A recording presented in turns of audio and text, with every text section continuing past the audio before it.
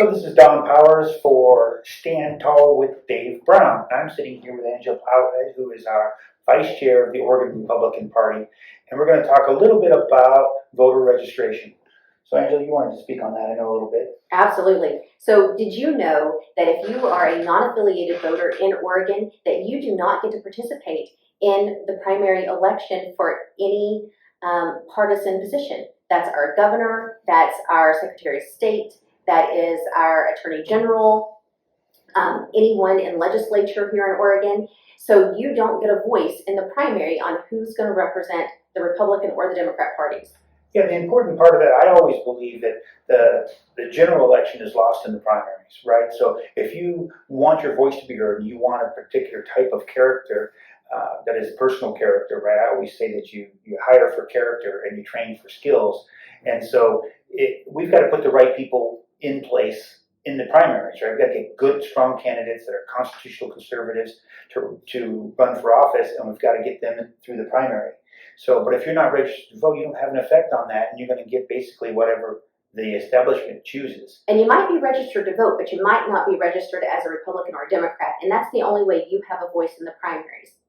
But you want to register as a Republican. Absolutely, register as a Republican. All right, well, that's it on voter registration. We just want to encourage you to get out and register to vote as Republican and make your voice heard. Yeah, make your voice heard. Exactly.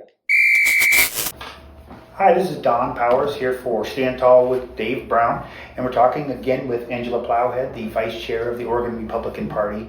And kind of the subject we want to talk about real quickly on this little short is why you should be registering as a Republican. So I have some thoughts on that. For example, look at the value system that you have as a person, regardless of, so many of these issues, in my opinion, are not a red or a blue issue, right?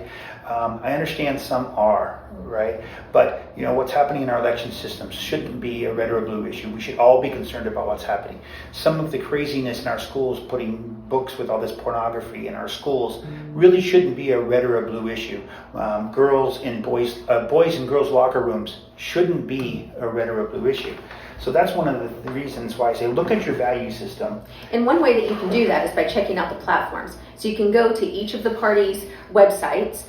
For us, it's Oregon.gop.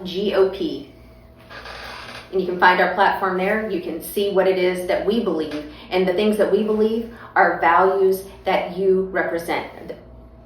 Well, hopefully they do represent their values. I mean, that's the point, right? Is to just take a moment and take a personal inventory and ask yourself, what are my values? What are my family values? What do I really stand for as a person?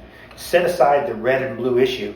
Read those platforms and say, I more agree with this side than the other one. And do I believe in hard work? Do I believe in the value of family? Do I believe in small government, less taxation, liberty. Right? And if those are your values, you probably are a Republican. If you want less taxes, if you're against the statewide property tax that they're trying to put on, you might be a conservative.